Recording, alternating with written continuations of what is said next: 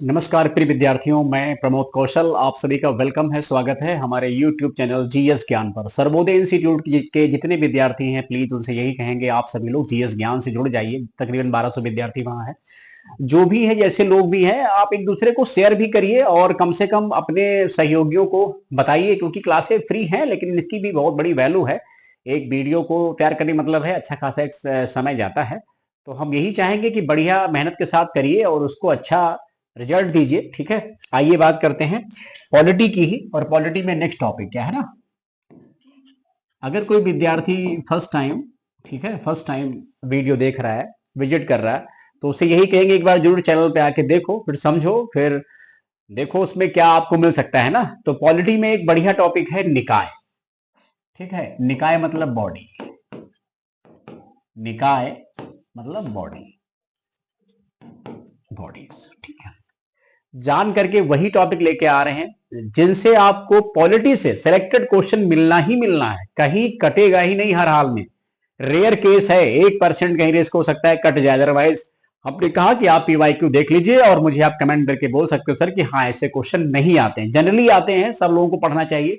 अब जैसे हमने निकाय की बात की, संविधान राज्य व्यवस्था की बात कर रहे हैं, निकाय की बात कर रहे हैं, तो पूछा जाता है कैसे क्वेश्चन बनेंगे। पहले ये समझिए निकाय क्या है। आपने सुना होगा संवैधानिक निकाय, गैर संवैधानिक निकाय। हम इसी निकाय बॉडी को ही हम तोड़ देते हैं ना, और इसको अच्छे से आपको एक्सप्लेन कर देते हैं। ठीक है, एक हो जाएगा संवैधानिक,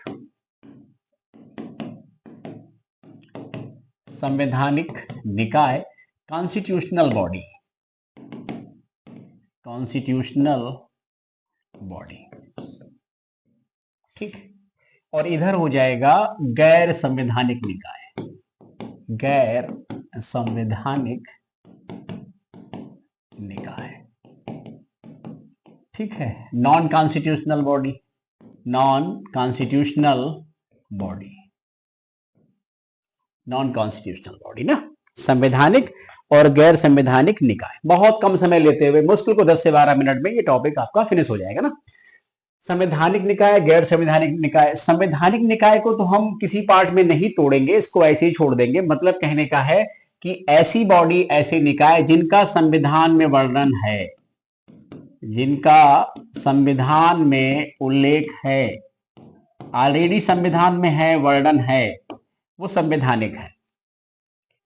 ठीक है, या उनको संवैधानिक ढांचा दिया गया है, आर्टिकल के साथ जोड़ा गया है। अब गैर संवैधानिक जो निकाय हैं, इनको फिर हम तोड़ देंगे दो पार्ट में। एक हो जाएगा संविधिक। ध्यान रखिएगा, बड़ा कंफ्यूजन करता है। कई विद्यार्थी बताते हैं सर कि हम इसमें और इसमें फंस गए। फंसना नहीं है, दोनों अलग अलग हैं, दोनों का मीनिंग अलग अलग है। बस थोड़ा हिंदी शब्दावली में देखेंगे तो एक जैसा लगता है, बोलने में भी कभी कभी कंफ्यूजन अगर हो जाए या सुनने में कंफ्यूजन हो जाए तो संवैधानिक भी संविधिक लगता है, संविधिक भी संवैधानिक लगता है। तो संविधिक, इसका एक और भी नाम कह सकते हो संसदीय। ना पसंद आए तो इसको अपना लीजिए, ये कह सकते हो ना। और इनको हम लोग कहेंगे सरकारी निकाय, सरकारी निकाय। ठीक है, गवर्नमेंट बॉडी। संविधि की इंग्लिश क्या होती है? स्टैचुरी, स्टैचुरी इसको बोलते हैं पार्लियामेंट्री, पार्लियामेंट्री बॉडी। ठीक है, गवर्नमेंट बॉडी।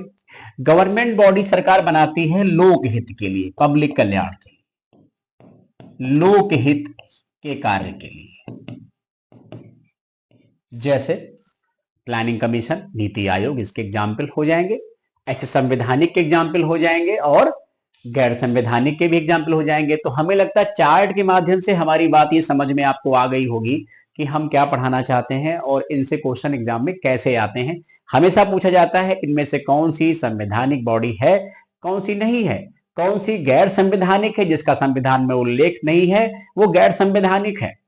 इसका मतलब हमने संविधिक कहा, संसदीय कहा, तो ऐसी बॉडी जिसको संसद से बनाया गया हो उसे हम क्या बोलेंगे? संसदीय बॉडी या संविधिक।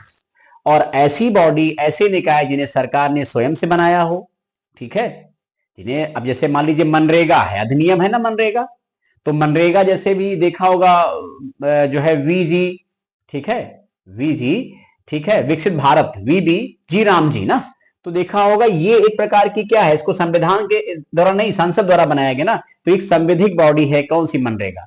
लेकिन नीति आयोग, प्लानिंग कमीशन और बहुत सारी योजनाएं, ये सब सरकारी निकाय के अंतर्गत ही काउंट की जाती है, सरकारी चीजें है ना। तो ये बात समझ में आ गई। अब मुझे सिर्फ लिख देना है और ये आपको पढ़ लेना है कि कौन सी बॉडी किसमें आती है, ये ध्यान देना है ना। तो ये चीज हम नहीं भूलेंगे कौन सी बॉडी किसमें आती है, और यही पूछेगा आपसे एग्जाम में। और एक सबसे अच्छी बात है कि जब हम लिखेंगे तो सबके सामने आर्टिकल और ईयर भी लिख देंगे, तो इसमें आपका डबल फायदा हो जाए। कभी कभी पूछ लेता है कि कौन सी बॉडी किस आर्टिकल में है, कई बार ऐसे पूछता है कि फला अधिनियम किस एक्ट में, या फला अधिनियम जो है वो किस ईयर में लाया गया। तो ये सारी चीजें कवर हो जाएंगी। और आइए इनको फटाफट कवर कर लेते हैं जल्दी से। अब हम बात करते हैं संवैधानिक निकाय। संवैधानिक निकाय, ठीक, अभी हमने समझा रखा है संवैधानिक निकाय क्या होते हैं ना, तो हम लोग लिख देंगे यहां निर्वाचन आयोग, हम सबकी इंग्लिश बोल देंगे, ठीक है, निर्वाचन आयोग, ठीक है, इलेक्शन कमीशन, निर्वाचन आयोग मतलब इलेक्शन कमीशन। आर्टिकल क्या हो जाएगा, 324, आर्टिकल याद ही हो जाएगा ना ऐसे। तो देखिए थोड़ा थोड़ा इफर्ट करेंगे तो देखिए बहुत सारे बच्चे जो पढ़ने बहुत अच्छे होते हैं वो तो फिर हाई फाई पोस्ट या अच्छे पद पे जाते ही जाते हैं, लेकिन बहुत सारे बच्चे लो होते हैं, मीडियम होते हैं, उनको भी तो निकालना, उनको भी तो संभालना है ना। तो निर्वाचन आयोग हो गया। इसके बाद राज्य निर्वाचन आयोग, आप अक्सर देखिए अक्सर इनका आर्टिकल पूछा जाता है, राज्य निर्वाचन आयोग, तो इसको उसी में 243 में जोड़ दीजिए, ठीक है, 243 के, 243 के में जोड़ दीजिए, ठीक। इसके अलावा नंबर 3 पे देखेंगे हम लोग संघ लोक सेवा आयोग, संघ लोक सेवा आयोग, इसी को यूपीएससी, और आर्टिकल 315। फिर नंबर 4 एसपीएससी, राज्य लोक सेवा आयोग, आर्टिकल 315। थोड़ा दिमाग लगाएंगे, देखिए आर्टिकल दोनों में सेम है ना, तो याद हो जाएगा, समझ में भी आ जाएगा आपका ना। इसके अलावा फिर क्या है, वित्त आयोग। अब जैसे स्पेशली लिखा है, कुछ लिखा नहीं है इसके आगे, वित्त आयोग, तो वैसे राज्य लिखेंगे तो राज्य वित्त आयोग हम जरूर देंगे। ये मोस्ट इंपॉर्टेंट, इतनी बार पूछा गया है कि वित्त आयोग का संबंध किस अनुच्छेद से है, आप देखिए अक्सर मिलेगा। अब इसी में आप जोड़ दीजिए राज्य वित्त आयोग, राज्य वित्त आयोग, या तो वहां केंद्रीय लिखिए राज्य वित्त आयोग, और ये 243 आई, ठीक है। नंबर 7, ऐसे ही सारे पढ़ते जाइए और लिखते जाइए, ठीक है। GST council 279A। अब देखिए जीएसटी काउंसिल मतलब वस्तु एवं सेवा कर परिषद, वस्तु एवं सेवा कर परिषद, जीएसटी काउंसिल 279A, ठीक है। इसके अलावा क्या है, अंतरराज्यीय परिषद, अंतरराज्यीय inter state council, inter state council, article हो जाएगा 263, आर्टिकल 263। ये सब आप नोट कर लेंगे, और बहुत सारे बाकी हैं क्योंकि हम आपको सब के सब पढ़ा देंगे, और इसमें कहा कि आपका दोहरा फायदा है ना। इसके बाद फिर लिखेंगे हम लोग अगला पॉइंट, ठीक है, राष्ट्रीय अनुसूचित जाति आयोग, इसको शॉर्ट में कर देते हैं राष्ट्रीय अनुसूचित, ठीक है, नेशनल शेड्यूल कास्ट कमीशन कर दीजिए ना, तो राष्ट्रीय अनुसूचित, ठीक है, SC, national schedule caste commission ना, नेशनल शेड्यूल कास्ट कमीशन 338 में ना, ये हो जाएगा आपका, इधर देख लेते हैं, अच्छा 8 हुआ था, तो ये अब आपका 9 हो जाएगा ना। नेशनल शेड्यूल कास्ट कमीशन ना, राष्ट्रीय अनुसूचित जाति आयोग, फिर ऐसे ही राष्ट्रीय अनुसूचित जनजाति आयोग, राष्ट्रीय अनुसूचित जनजाति आयोग ना, और ये किस में चला जाएगा, 338A में चला जाएगा ना, ठीक है। इसके अलावा राष्ट्रीय पिछड़ा वर्ग आयोग, राष्ट्रीय पिछड़ा वर्ग आयोग, नेशनल कमीशन बैकवर्ड क्लास ना, नेशनल कमीशन बैकवर्ड क्लास, ठीक है, या नेशनल कमीशन एससी कह सकते हैं, ये भी आप मतलब कर सकते हो।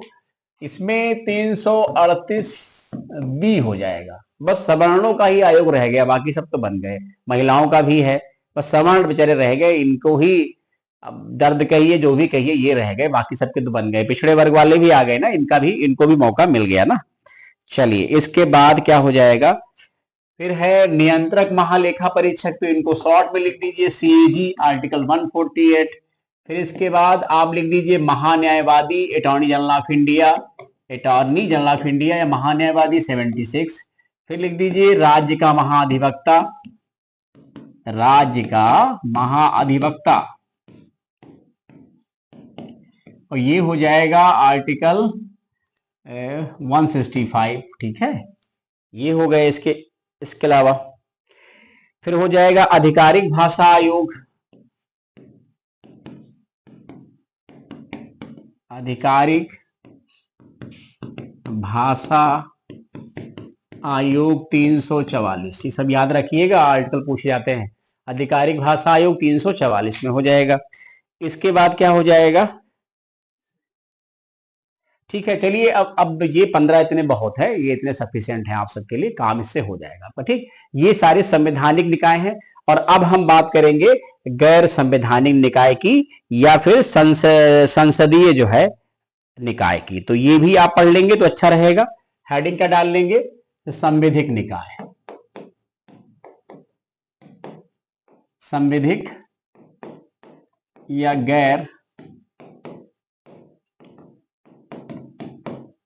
गैर संवैधानिक निकाय, ऐसा डाल लेंगे हेडिंग ना।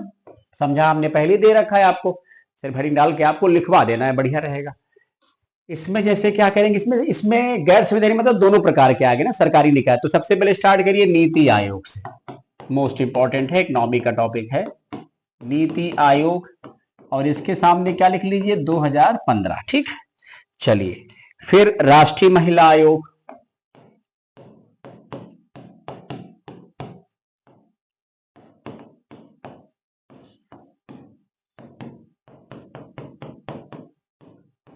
उन्नीस हमने कहा कि ये सबके ईयर पूछे जाते हैं, और बार बार वो चीज हम बोल रहे हैं, इसका मतलब आपके एग्जाम के लिए इंपॉर्टेंट है बच्चा। और पेपर देके आओगे तो इस बात का साक्ष्य देखिए, मैं देता नहीं कि मेरा अल्टीनेट नहीं फंस रहा, जो मेरे पुराने विद्यार्थी हमसे पढ़े हुए हैं पॉलिटी, वो खुद समझते हैं, या उन्होंने जो भी जीएस हमसे पढ़ा है, आज भी आपको एग्जाम देते हो, हमारे क्वेश्चन हमेशा आपको मिले होंगे। इसके बाद राष्ट्रीय महिला आयोग के बाद राष्ट्रीय बाल अधिकार संरक्षण आयोग, राष्ट्रीय बाल अधिकार संरक्षण आयोग 2007 का है, बच्चों के लिए है, ठीक है, national child right conservation commission. राष्ट्रीय मानवाधिकार आयोग, राष्ट्रीय और राज्य को एक साथ कर दो, मानवाधिकार आयोग, मानवाधिकार आयोग। और इसकी कहानी क्या है, ये सब 93 वाले हैं, याद रखिएगा, बहुत पूछा जाता है सर, पुलिस में तो हमेशा आता है राज्य मानवाधिकार आयोग, राष्ट्रीय मानवाधिकार आयोग, इनका अध्यक्ष बहुत पूछते हैं।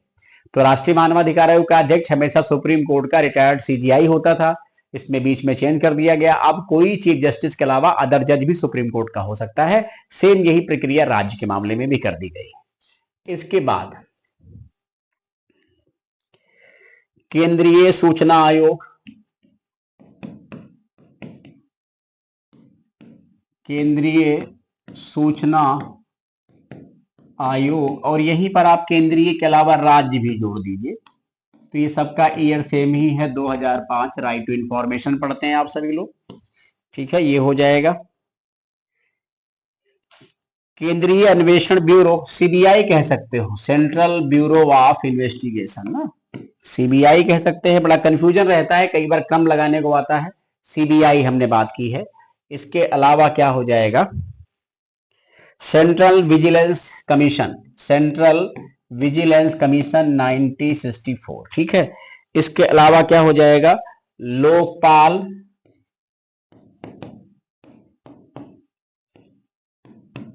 एवं लोकायुक्त, लोकपाल एवं लोकायुक्त 2013। ध्यान रखेंगे भारत में सबसे पहले लोकपाल, ठीक है, सॉरी, लोकायुक्त का गठन किस राज्य में किया गया, तो इसका आंसर महाराष्ट्र से बहुत एग्जाम में आता है, ठीक है।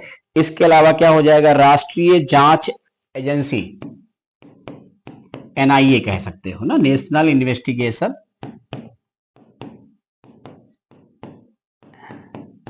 एजेंसी 2009, और एक और बच रहा है उसको भी यहीं पर तो लिख लीजिए ना, NDMA, NDMA 2005, national disaster management authority ना, राष्ट्रीय आपदा प्रबंधन प्राधिकरण ना। तो ऐसे आपका क्या होगा, कवर हो जाएगा, राष्ट्रीय आपदा प्रबंधन प्राधिकरण 2005, ठीक है। तो ये सारे पढ़ लीजिएगा, ये सब गैर संवैधानिक और संविधिक, संसदीय और सरकारी निकाय शामिल किए गए हैं। इसी में नीति आयोग परिषद, इसी में प्लानिंग कमीशन, राष्ट्रीय विकास परिषद, अब तो है ही नहीं वो सब, ये सब उसी के अंतर्गत आ जाएंगे ना। तो पढ़ के कमेंट करिएगा, आप लोग पढ़ते हो जरूर कमेंट करिए, ठीक है, लाइक शेयर भी कर दिया करिए, तो जिससे थोड़ा हमको भी अच्छा लगेगा। और बाकी पूरी कोशिश है कि आपका एग्जाम बढ़िया हो और आप अच्छा करें और आगे बढ़ें। जैसे हमारे बहुत सारे विद्यार्थी जब सेट होते हो मुझे मैसेज करते हैं, सर हमारा सिलेक्शन हो गया है। थैंक यू सो मच, आप सभी का धन्यवाद।